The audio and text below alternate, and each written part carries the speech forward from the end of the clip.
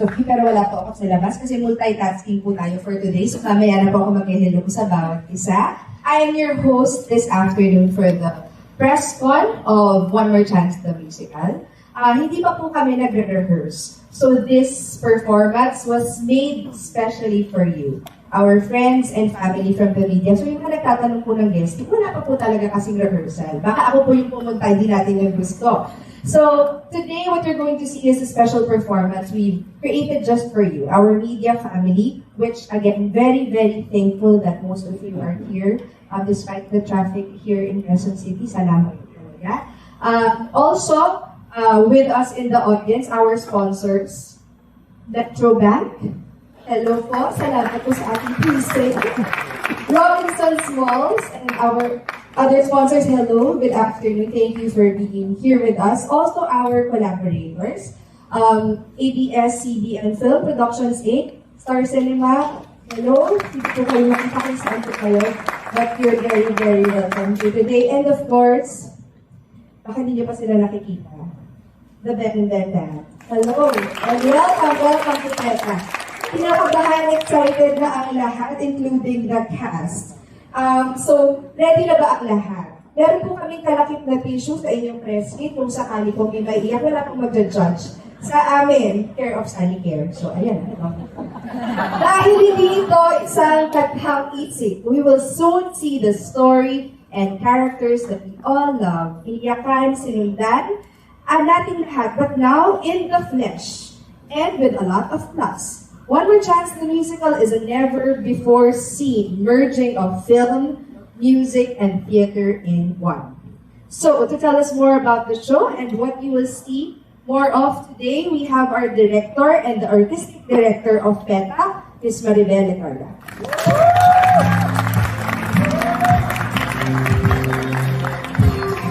Hi, good afternoon. Welcome, number 4 daw ako. Number 4. Okay. If you guys make sunod all the launches, I never wear t-shirts. So, guys, Ben, you're on already. Okay. First time ko to. Okay, first time ko ng t-shirt. Sakto sa akin my stomach. Okay. I should have worn a girdle. Anyway, thank you so much for being here today. Thank you, this press launch gave us an opportunity to finally meet each other after audition. So honestly, guys, wala pa kaming rehearsal. 2 days na namin ginagawa to. So parang ito yung warm up, getting to know namin sa isa't isa. No? For both, of course, the actors and the creatives, choreographers and musical directors and stuff. So in a way, maganda na rin. No? Because it's interesting, very quickly, she heard naman some of the sound bites about the history. But it took us, it's a 7-year journey to get here. This kind of started 2017, something like that. And what's interesting is Vanessa of Star Cinema and PETA have 2 different versions of history. Our version is they approached us, and as Vanessa made kwento, we approached them. So interesting yun, di ba? Over time, di na siguro maybe because it's been 7 years, the memories, you know, tumatanda na kaming lahat. Pero I guess at the end of the day, ang pinaka-importante ay nangyari siya. Sometimes, ay may mga bagay talaga, pag hindi napapanahon, hindi siya mangyayari kahit ano pang gawin ninyo. So, this is happening because it's meant to be here and it's meant to be now. And we are so excited, you know. When we thought about putting together One More Chance and Ben, it was like, yeah, no, it makes sense, di ba? You have 2 icons of 2 different time frames, parang tanda na natin. But put them together and what's going to happen. It's such an interesting creative exercise as well as what we feel, something that works, di ba? The musical tones and idea of Ben and Ben merging into this story that was first created in 2007. So, yun yung napaka-exciting gawin. Kasi ay kwento, di ba? Ang music nila ay music nila. Ngayon yung pag-marry nung dalawa yun yung trip.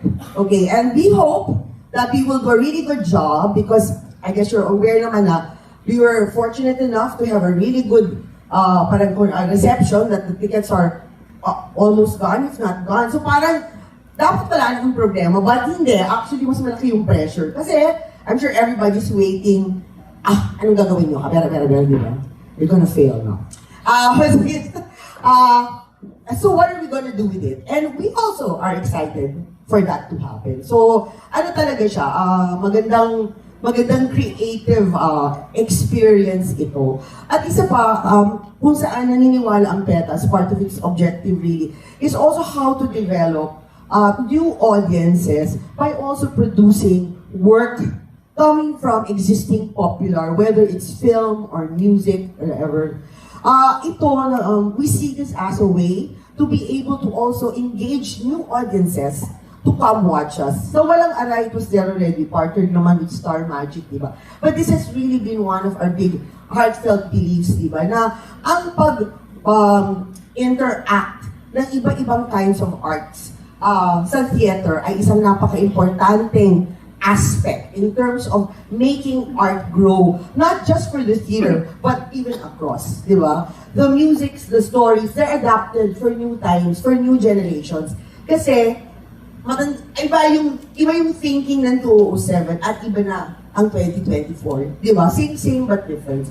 Nuance and gano'n. At ang ganda-ganda that both the music, the film, and the theater are growing with it. Sabi nga ni Vanessa, di ba, these new adaptations, yun rin na will strengthen, actually, our own Philippine art and culture. Because we're going back to our own text, our own music, and trying to envision it, reimagine it, and trying to enrich that experience along the way. So it doesn't disappear, it just keeps on growing. And that's what we're really excited about. And on that note, itigil na kayo. Ako kasi, I'm talking too much, but seriously, thank you so much. Like I said, we've just been rehearsing this for 2 days, but we did it lovingly because we hope you'll get excited with what we've prepared. So maraming salamat sa presence niyo at nanonood, and we hope you enjoy this brief teaser excerpt of, just so that I don't fumble, kasi tumatanda na ako. One More Chance, the musical featuring the songs of Ben and Ben. Maraming salamat. And Rina Antonio and Dinwiddie Arceo. Chico, Johnny Moran. Mark, Jeff Flores and Jay Gonzaga. Trisha, Karen Kahashi and Sheena Bellarmina. Our Popoy, Sam Concepcion and CJ Navarro. And finally, our bashers, Ana Luna and Nicole Uribe. We'd also like to invite our artistic staff to please join the Q&A. Projection designer, Benny Manaus. Lighting designer, David Esguerra. Costume designer, Carlo Cabrera. Set designer, Om David. Choreographer, Michael K. Musical director, Mike Salimon. Assistant director and dramaturg, Jamie Katangan. Playwright, Michelle Wu Dario. And our director, Maribel Legarda. And of course, nasa sentro ng ating set today, we are very honored to have you, Ben and Ben. Paulo Rico, Coach Vallejo, Jennifer Mabugaw, Andrew Natano, Tony Dimas, Pat Lazatin, Agnes Reumara, and John Villanueva. Ladies and gentlemen, this is the cast of One More Chance with Ben and Ben. Ayan. So, I know everyone's excited. Any questions so far? So, for an easy queuing of questions, so we'll raise our hands. Classroom set up po tayo. We'll raise our hands na lang. I will call you, or we can also have people line up for the microphone. So, for us to be able to address you properly, please state your name, your organization, followed by your question. To give everyone at least equal opportunity. One question muna po tayo. Huwag muna po yung mga 4 questions. Marami nagmamahal sa kwento. So, as I said, we're not trying to deconstruct it. So, kung ano yung panood sa pelikula, makikita nyo yun and more. Ngayon, kung ano yung and more, yun po ang exciting. Because what else can you add to something so beautiful? May ikaka-beautiful pa pala siya. So, yun po yung abangan natin.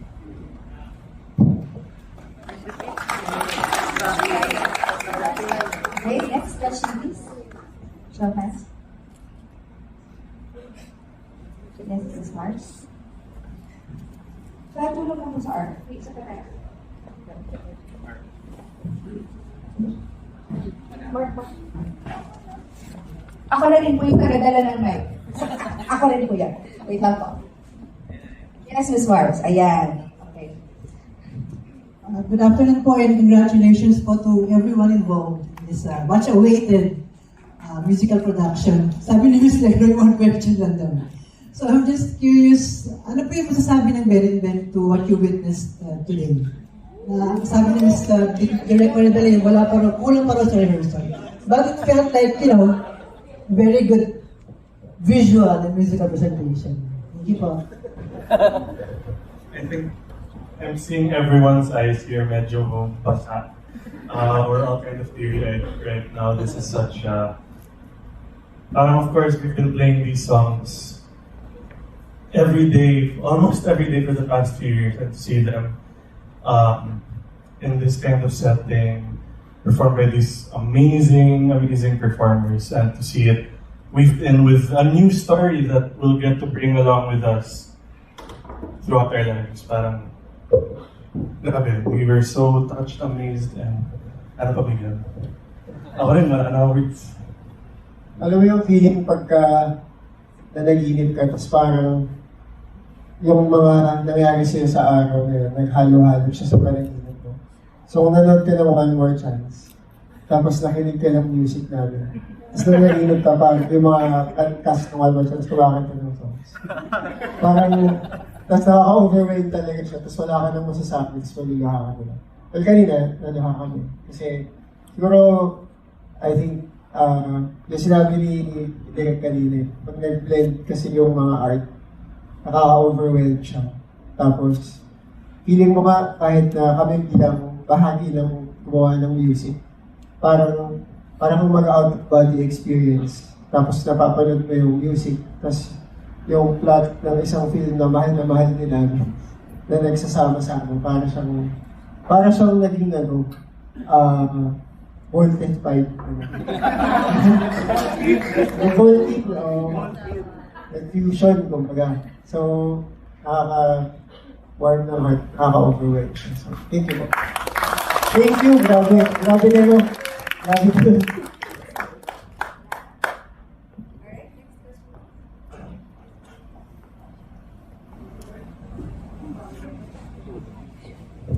I am Dennis from The Diarist and Art Plus.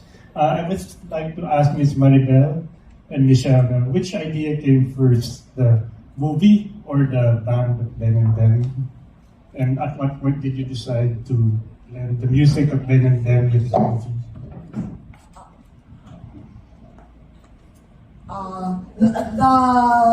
The movie that came first. So, who offered who, whether na unang beta or Starlight, hindi ko na alam. Dahil dyan, I will go through all the old letters. But then it started with Ben and Ben. And I remember the last meeting we had, I think Donald and Ben. I'm sorry, it started with One More Chance. Diba? And then bago mag-pandemic pa ata yun we had our last meeting with Charo. Charo? Gosh, hello! With, I think it's Olivia Lamasan and Mr. Santos, I forget the first name. But doon yung pumasok yung Ben and Ben. At that time, we were still thinking, would it be original or may ganon. But anyway, in the end, we really decided it would be the existing music of Ben and Ben. Because I thought, why not, diba? There are two very familiar things already. I think yun yung isang, what will make it work, diba? It's people know it, and that's a big draw already, the fact that they're familiar and they know the movie and they know the music. So, yun, even then, Ben and Ben na talaga ang music for One More Chance. Manila. Question for the Popoys and Basha, CJ, Nicole, Anna, and Sam. What scenes or One More Chance moments are you looking forward to do on stage and why? Having seen Basha.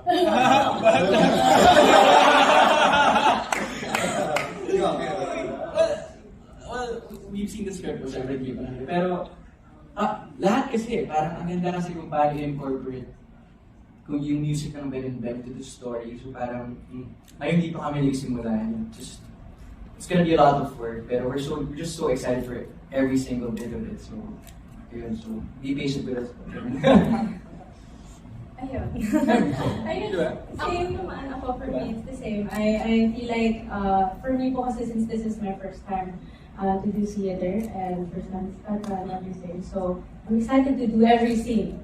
And with everybody. They're all so nice. So, I'm so excited. Yes.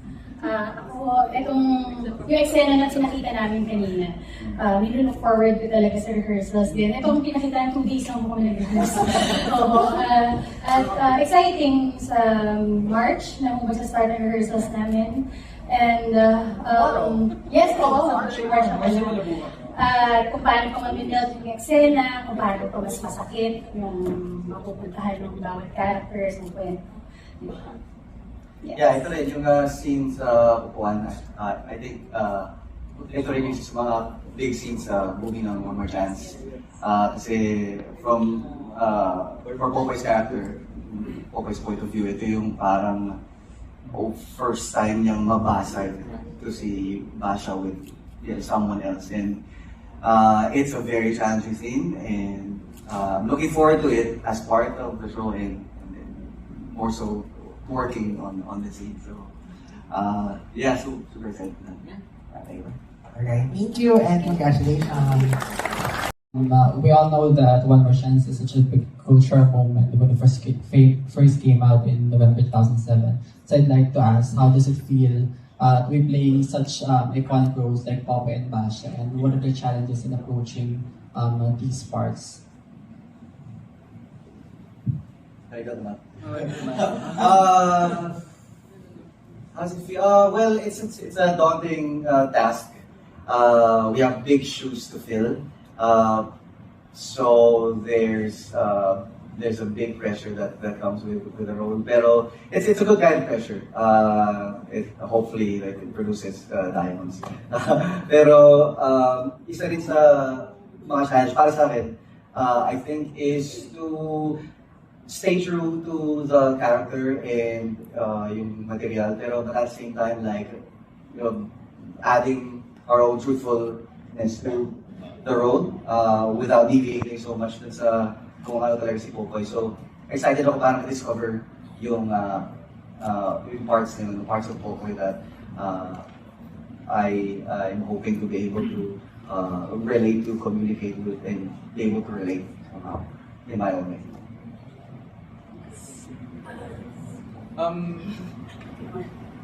Of course, I'm so honored kasi grabe, parang it's John Lloyd Cruz, di ba? Yung parang, technically parang supposed to be, si Gina Bato yung language ko. Parang, sa ang libre yun, di ba? Parang going bully.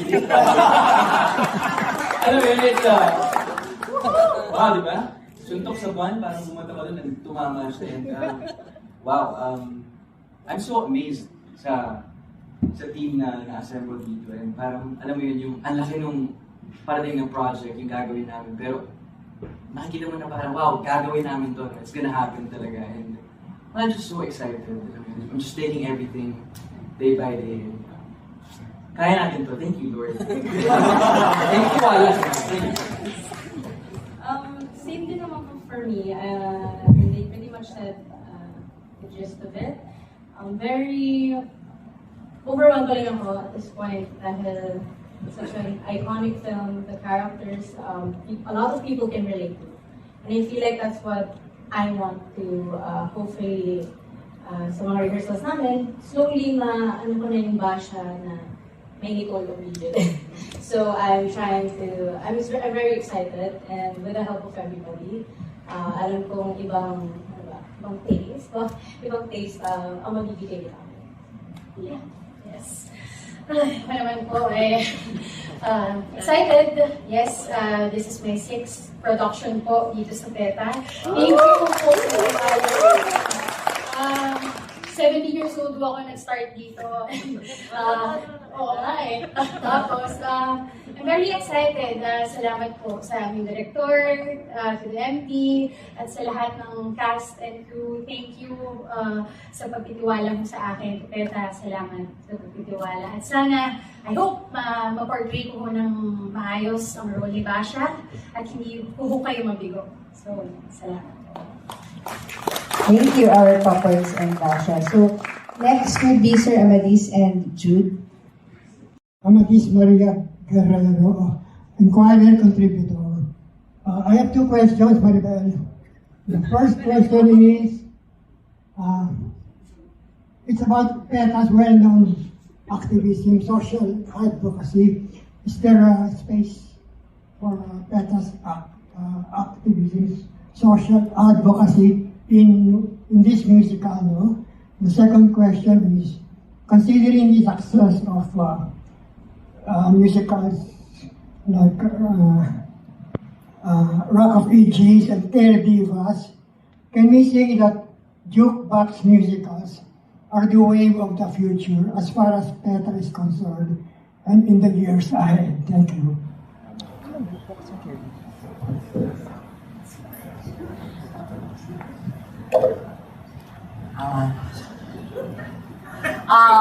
I mean, yes, of course. Pero I mean, yung, ano ko ba since started?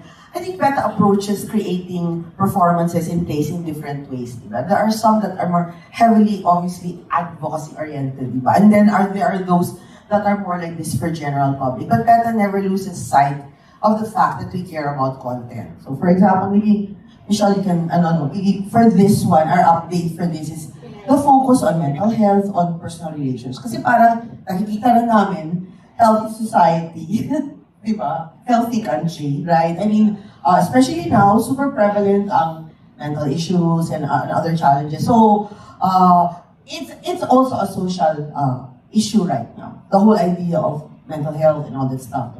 From the pandemic, the feelings of isolation, all the things that came out of 3 years of that kind of isolation. So, yun yung isa that we're trying to flesh out dito sa adaptation na to. Because we felt, yun yung pwede mong i-flesh out na maging organic. Kasi ayaw rin naman namin yung parang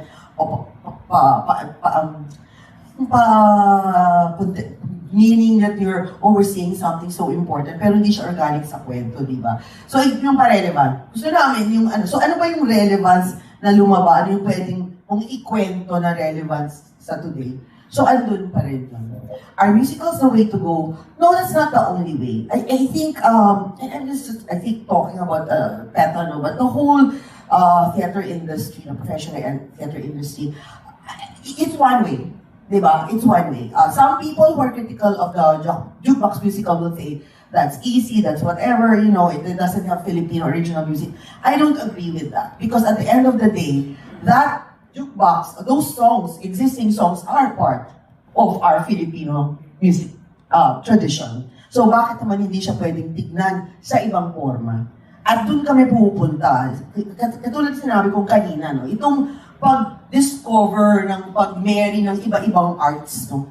At pag-enrich ay a forward-moving thing. Of course, ang pinaka ng mga pre-existing is, again, awareness. Kasi alam ng audience. At hindi mo yun matatanggal dun sa existing music. Hindi nila kasalanan na ang formula ay something na alam na ng mga tao. No? So, pwede yung tuntungan to do something else, which is, ang ginagawa namin, bringing audiences. Babalik ako sa walang just to, so walang ride out of the fans of Katie Lax. How old were they? None of them had seen theater. So many of the fans. That's so bothering to us from the theater because these are the young people who want to come. So it was so good that that fan base was able to come, experience the theater, hopefully like it, and come back. And ito, kailangan nating gawin bilang PETA, buong industriya, because we want to grow.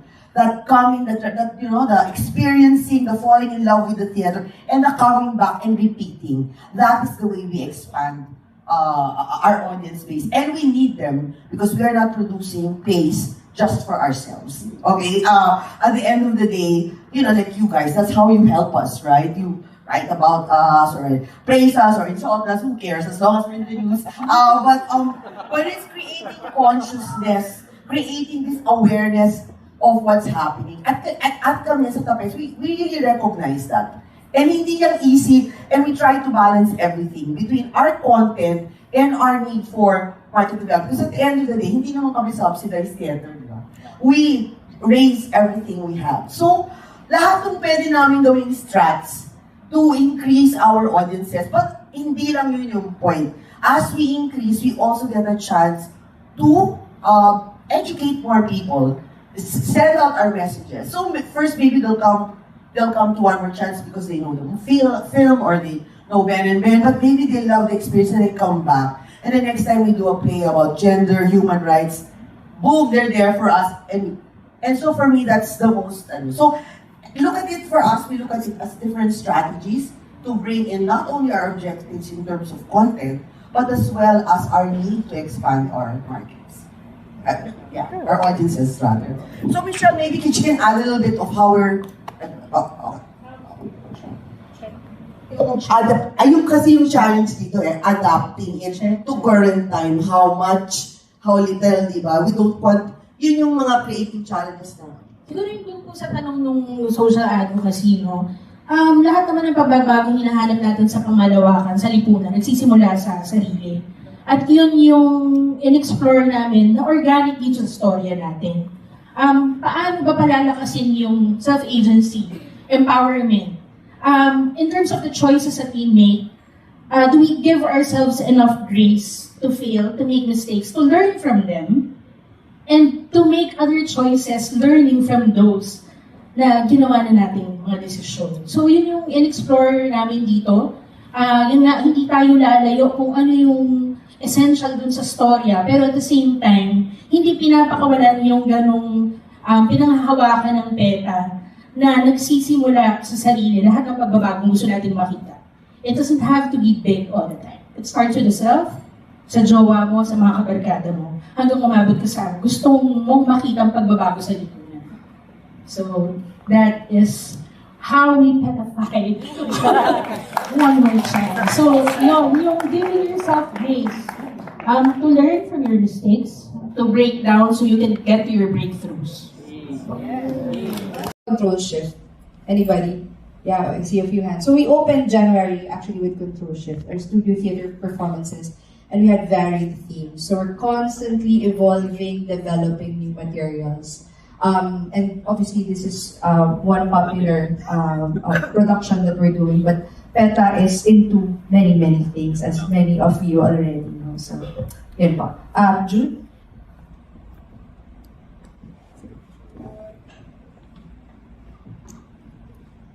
Hi, good afternoon. Jude from Broadway World Philippines. My question goes to Miss Maribel.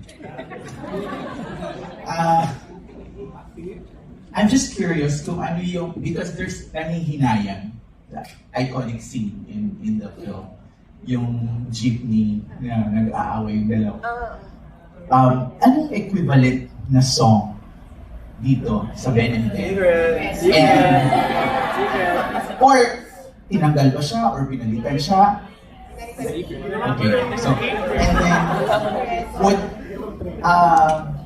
would Basha be selling statement shirts? The statement shirts, yeah, yung isa, Mary will sell. I will sell shirts. The statement shirt, di ba? In-update natin yung selling ng shirt. Tama. I think we meant, are we really selling the shirts? Are you really selling the shirts outside? As it is. As merch, oo. Mura lang. Magbibenta ako ng chicken skin. Yung sa kanta, baka tatanungin nyo, hindi po. So, yung sa, anong scene na, anong song natin ng Ben? Sa scene na yun? Sabihin natin yung song?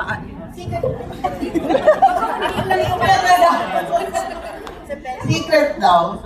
Ayaw ni Mike. Ano siya naman? Secret. Ben and Ben ang kumanta.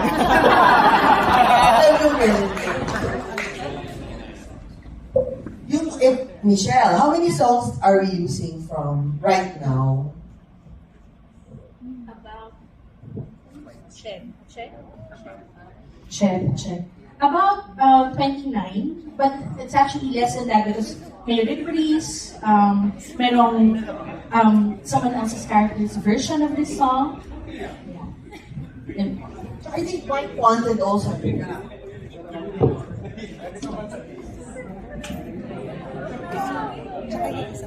Meron abangan niyo yung scene na si Trisha may binigay na song kay Basha.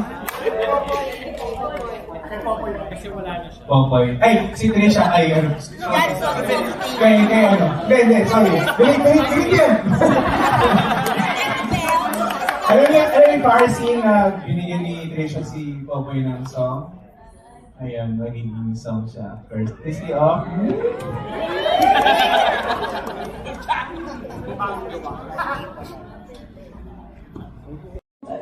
Just wanted to ask about your process of incorporating, arranging the music for this. And was it a similar challenge or journey with the other musicals that you've arranged music for prior?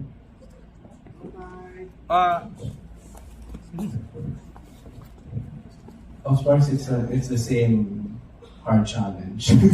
Kasi kung paano ko ginawa yung Rock of Ages, yung mga ganyan ko, it's always the same challenge because it's considering the script and the existing songs at the same time and what's the best thing to do for the whole narrative, for every scene. So, ayun, malaki siyang artistic/musical decision na kailangan kong gawin araw-araw na hindi lang siya basta-basta ginagawa. It requires my whole life experience to decide on one bar or the next bars or I don't know. So, actually, yung foundation ko and yung puhunan ko yung as a musical director because I'm also an actor. So, that's my lens. How do I tell the story through music? How do I embody the melody, the songs, the harmony, the music, everything. So, ayun, pare-pareho silang mahirap. Walang madali sa buhay na to.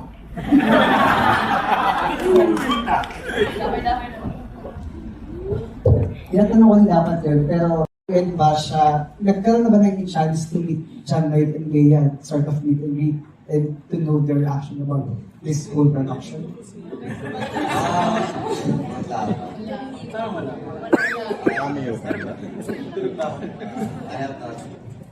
Not that we know, pero personally wala.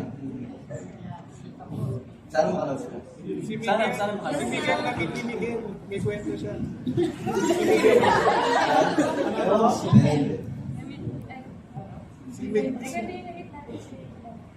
Si Miguel is the number 2 fan. Hello po. Kung napunta po kayo sa YouTube, pwede po i-search yung vlog namin. Di ba? Kala ako. Hindi, kasi nasa YouTube naman, so publicly available siya. So, nagkaroon kami ng challenge ng pandemic na mag-re-enact ng movie scenes. That's actually isa sa mga nag-re-enact namin, yung One More Chance. Pero syempre hindi namin magagawa yun. Tapos, grabe yung universe minsan, yung humor ng universe, no? Parang, parang yung di mo akalaing mga bagay na mangyayari. Years later, nandito tayo ngayon. At nandito yung mga totoong actor and actress na talagang ayun yung question, alam niyo, makain pa kasi ako eh. Okay. So, na-meet namin si John Lloyd couple of years back. Si Mike, nakaganon siya. Kasi, sabi niya, kwento mo yung, tapos sabi ko, ano yun? Binigyan namin kasi dati ng mangga si John Lloyd. So, yung backstory niya, in-invite niya kami sa birthday party niya. Years back. Tapos, sabi namin, in-invite kayo ni John Lloyd sa birthday party niya. Wala tayong regalo. Tapos, yung friend namin, sabi niya, ito, meron akong mangga na galing sa akin. Kakaibang mangga siya eh. Malaking mangga na imported yata. Wow. Tapos, kumato kami sa bahay ni John Lloyd. Tapos may dala kaming mangga. Tapos sabi namin, hello po, happy birthday. Tapos, kinuha niya yung mangga. Sabi niya, guys, may mangga.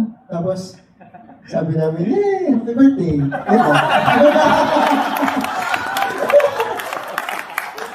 And story ba? Thank you.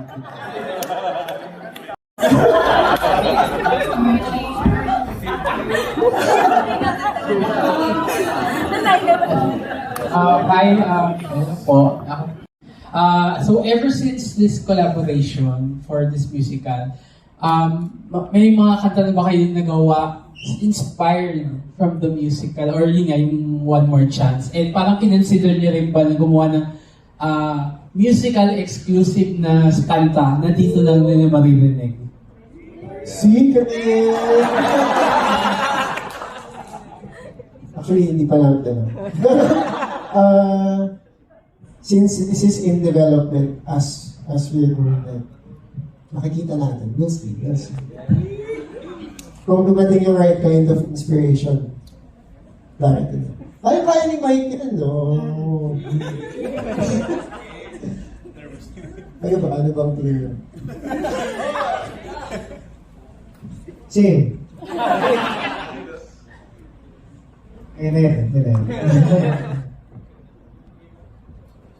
Hi, my name is Jude. Congratulations to Mike Silverman. First question, how did you choose the songs? And number two, will we ever get to see Ben and Ben on stage? Thank you.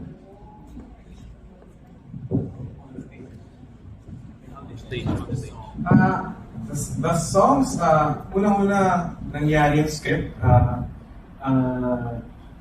Sinulat muna ni Miss Michelle lahat, tapos kinonsider rin na lahat ng songs dun sa mga scenes. Ang dami yun, nasa parang jigsaw puzzle siya.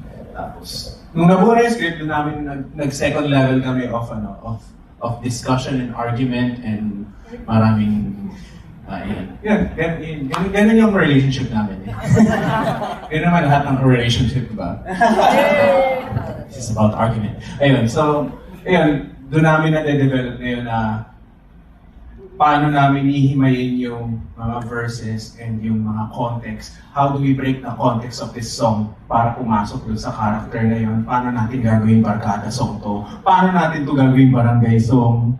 Diba? Yung ganang mga klaseng approach kasi yun yung masaya sa musical, it can go beyond the wall and go crazy. Bakit ko tumatawa? Are you proud? Ayun. So, ayun, ang saya lang na ang dami naming songs na pwedeng paglaruan at paghirapan. So, ano ba yung next question?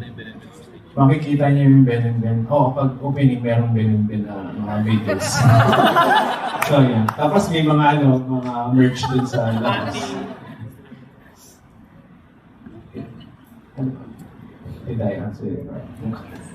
Boysen and Panasonic, our official makeup partner MAC, our official hair and makeup partner Cut, and special thanks to Linya Linya, alam mo na merch. Okay, and again, thank you for joining us today. But before we let you go, I think we have one more announcement, though, because we are giving you and everybody one more chance. Alright, we're giving you one more chance because due to insistent public demand at dahil nga sold out na yung first 50 shows ng One More Chance the Musical, we are adding more shows and closing on June 30. So instead of June 16, we're closing One More Chance on June 30. We have not opened yet and we are really eternally grateful for the press, everyone who supported since we first announced this on Walang Aray, those of you who posted videos, shared our stories. Maraming salamat po mula sa PETA because the unthinkable happened. A show that has not opened has sold 50 shows and this tiny intimate theater of ours will be filled to the brim. So maraming salamat po. And see you when we open on April. Kaya naman, kita-kits sa tanghalan.